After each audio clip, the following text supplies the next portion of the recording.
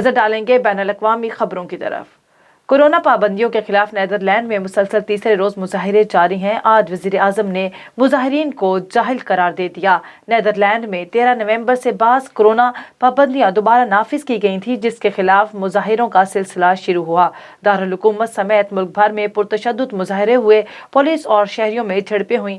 Forces اب تک 100 سے زائد مظاہرین کو گرفتار کر چکی ہیں۔ ڈچ وزیر اعظم کا کہنا تھا کہ مظاہروں کی آڑ میں چند جاہل افراد تشدد کی ترویج کر رہے ہیں۔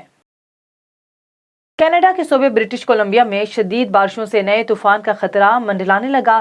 آفت زدہ علاقوں میں لوگوں کو انخلاء کے احکامات جاری کر دیے گئے۔ کینیڈین ماہرین موسمیات نے بارش 90 ملی میٹر تک ریکارڈ ہونے اور الاسکا کی سرحد کے قریب برف پگھلنے سے نکاسی آب کے نظام کو مفلوج ہونے سے متعلق خبردار کیا ہے۔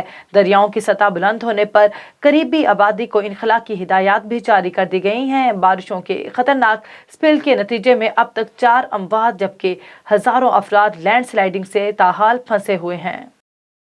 امریکی صدر جو بائیڈن نے 2024 کے صدارتی انتخابات لڑنے کا اندیا دیتے ہوئے دوسری مدت کے لیے میدان چھوڑنے کی خبروں کی تردید کر دی۔ جو بائیڈن نے 2024 میں صدارتی انتخابات لڑنے کے فیصلے کا اظہار فنڈ ریزنگ تقریب میں کیا۔ امریکی صدر کا کہنا تھا کہ وہ 3 یا 4 سال کے مختصر مدت کے لیے اقتدار میں نہیں آئے، وہ امریکہ کو طویل المدتی منصوبوں سے مستحکم بنائیں گے۔ امریکی صدر نے اپنی خرابی صحت کی خبروں کی تردید کرتے ہوئے کہا کہ وہ مکمل فٹ ہیں۔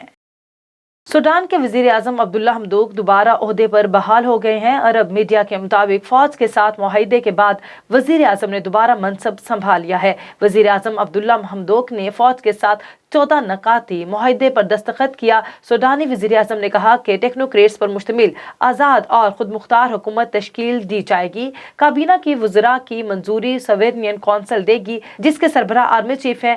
اقتدار کے منتخب حکومت کو منتقلی کے لیے جون 2023 میں عام انتخابات کروائے جائیں گے، جبکہ متعدد جمہوری قوتوں نے وزیر اعظم اور فوج کے درمیان معاہدہ مسترد کر دیا ہے۔